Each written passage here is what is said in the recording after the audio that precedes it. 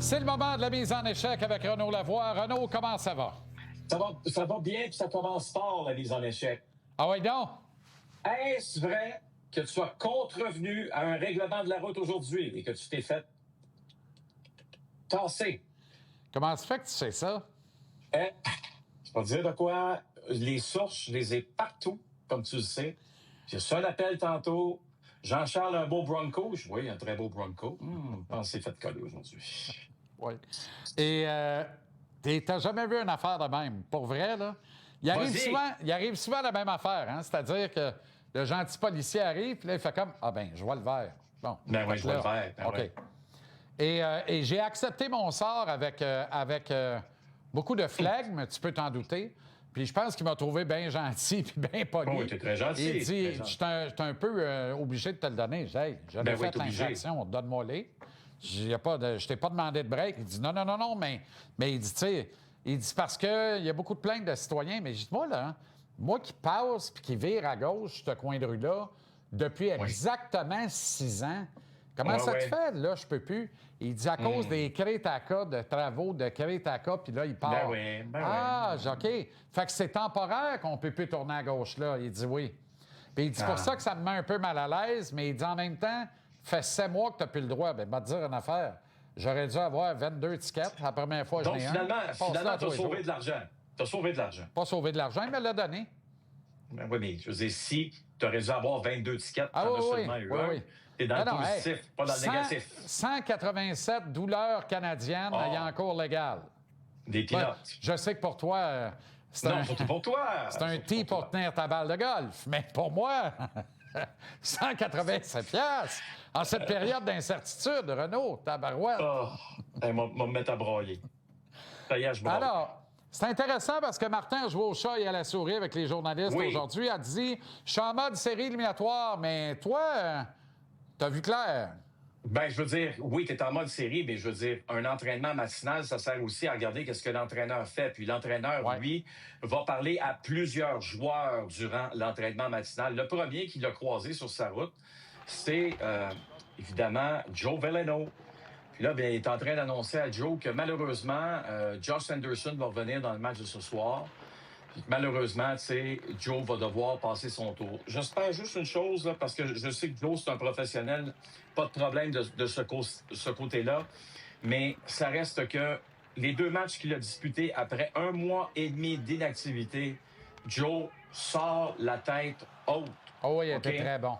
Je suis d'accord. Très bon. Puis tu te comportes en professionnel, tu es un professionnel. Ce n'est pas une situation facile, mais dites-vous une chose, moi j'adorerais le revoir avec les Canadiens la saison prochaine. Si ce n'est pas le cas, il y a 31 autres formations qui le regardent, qui ont regardé ces 2 matchs, qui disent tabarouette, sais-tu quoi? Pour un gars qui n'a pas joué pendant 6 semaines, fait tout un job. C'est ça qui est le plus important présentement pour lui. T'as raison. Martin a aussi parlé à Philippe Danault, Renaud. Oui, ça, c'est intéressant parce que je veux vous montrer la séquence dans le match de samedi soir. On se retrouve en désavantage numérique, Jean-Charles. OK? Les Islanders vont s'installer. Philippe va monter ici et malheureusement pour lui, va se faire prendre parce qu'il a tenté de bloquer le lancer. Au lieu peut-être de laisser passer le lancer pour permettre à Jacob Fowler de voir la rondelle un peu plus. Ce matin à l'entraînement, justement, pendant quelques minutes, Martin Saint-Louis a eu une conversation avec Philippe Danault. C'est que les concepts du désavantage numérique diffèrent d'une équipe à l'autre, hein? Comme tu le sais, là. Alors, est-ce que Philippe aurait dû être un peu plus bas dans cette séquence-là, surveiller le joueur qui était beaucoup plus proche du filet qu'être en haut? Tu sais, la couverture à 4 contre 5, là, c'est ça qui est plate, c'est que du moment qu'il y a un joueur qui n'est pas à sa place, tu essaies de compenser, OK? Et quand tu essaies de compenser, Jean-Charles, je te dis pas que tu mets tout le monde dans le trouble, absolument pas, mais sur ce jeu-là, on va blâmer qui? On va dire, c'est Philippe Danault qui n'a pas bloqué le lancer. En fait, Philippe Danault n'avait pas à bloquer le lancer sur cette séquence, mais son positionnement devait être différent, comme Martin Saint-Louis lui l'a indiqué ce matin. Donc, on continue d'apprendre, mais c'est pas un désavantage numérique. Faut pas juste se fier aux chiffres, là. c'est pas loin d'être un désavantage numérique qui est connecté, qui fonctionne et qui va connaître du succès. Il reste encore 13 matchs là, avant le début des séries. Tu sais comme moi comment c'est important d'avoir un désavantage numérique efficace en série. C'est souvent la différence. Les Bruins de Boston ont gagné une Coupe Stanley comme ça en 2011. OK? Ouais. Alors, il faut que ça se poursuive, mais j'adore le fait que Martin Saint-Louis prenne le temps de travailler avec des joueurs qui sont importants dans ces situations.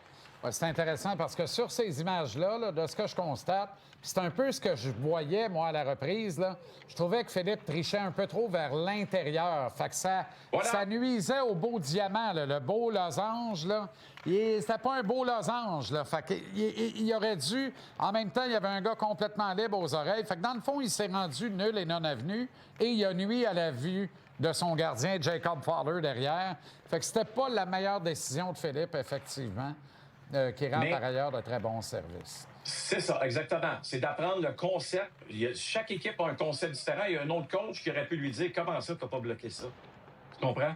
Alors, tout est une question de philosophie, d'une certaine façon. Oui, tout à fait. Tout à fait. OK, on ne sait plus où donner de la tête avec l'obstruction des gardiens de but. Que toi et moi, ou les gens qui nous regardent, ça ne change pas grand-chose. On ne prend aucune décision. Mais je peux te garantir, par contre, que dans la Ligue nationale, en fin de semaine, il y a des directeurs généraux, là, la boucane leur sortait par les oreilles, et ce ne sont pas les directeurs généraux impliqués dans les 2 buts qu'on va vous montrer. Eux autres, c'est garanti. OK, on s'en va à Pittsburgh samedi après-midi, Jean-Charles. Écoute bien, là. Barron, là. Oui, c'est pas possible. C'est un jeu de quilles. On donne le but, Jean-Charles. C'est pas possible. Comment ça se peut? Aucun sens. Aucun sens. Ça n'a aucun sens. C'est Barron qui fait le contact avec Carlson. Carlson tombe dans son gardien. Là, tu te dis, ça n'a aucun sens. Là, OK, ben, on va se dire, parfait, ben, c'est nous autres qui ne comprenons pas. On va aller voir ce qui s'est passé dans le match où Patrick Roy, après la rencontre, a dit, s'il vous plaît, pas de question là-dessus. Là. Patrick, je pense qu'il est tanné avec raison. Ça, c'est un but d'Anders Lee. OK? Un but de Lee. Mais on conteste du côté des Blue Jackets. Pourtant, c'est notre ami Mathieu Olivier, non seulement qui pousse Lee, qui pousse... Mais qui met la puck dans le net. Oui, regardez ça, sa jambe ici, là. C'est lui. Pow! Elle touche le poteau, c'est lui qui la met dans le filet. Je vais te dire, honnêtement, Renaud, là, Lee fait même, à mon avis, de louables efforts pour éviter Graves, le gardien de but des Blue Jackets. Là, on nous dit qu'il n'y a pas de but là-dessus. Écoute bien, je viens de te montrer une séquence où le gardien de but se fait sortir de son filet complètement. Là. C'est presque violent. Puis là, je te montre une autre séquence, OK, où tu dis, ben non, le but, il est bon parce que c'est Mathieu Olivier là, qui rentre dans Anders Lee qui le pousse. Puis en plus, c'est Mathieu qui met la rondelle par inadvertance dans son filet. Tu sais, Jean-Charles, la semaine passée, on était à la réunion des directeurs généraux. Il y avait de la confusion, de l'insatisfaction. On est à moins d'un mois des séries éliminatoires. Quels sont les standards, s'il vous plaît? Ce n'est pas compliqué ce que les directeurs généraux, les entraîneurs, les coachs de goalers veulent. Ils veulent les standards.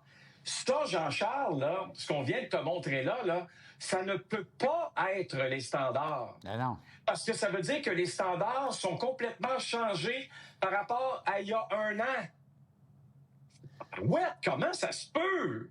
Il n'y a pas de standard, Renaud. Il n'y a pas. C'est noir, c'est blanc, c'est gris, c'est 50 nuances de gris. C'est quoi, ça? Je ne le sais pas. Ah ben. La Ligue nationale, le but qui a été accordé aux Jets samedi, comme des gens me disent, ça dépend toujours qui est à Toronto. J'aurais envoyé un petit communiqué dimanche matin en disant, la personne qui a pris la décision, là, on l'a mis dehors. On va te dire une affaire, là. Un jour, on apprendra qu'ils en ont mis 25 dehors puis que c'est l'intelligence artificielle qui prend toutes les décisions. Puis après, ils n'auront qu'eux à blâmer. Ils n'auront qu'eux à blâmer. Tu comprends ce que je veux dire? Je ne souhaite pas ça, là. On ne souhaite pas à personne de perdre sa job. Mais tabaslac, c'est n'importe quoi. Ça n'a pas de bon sens. Hey, Patrick n'a 1-0. Il restait 8 minutes en troisième. Imagine que les Jackets créent l'égalité, gagnent la game. Oublie ça. Salut, Renaud. Bonne soirée, bon match et à demain. On se parle demain. Okay. Bye-bye.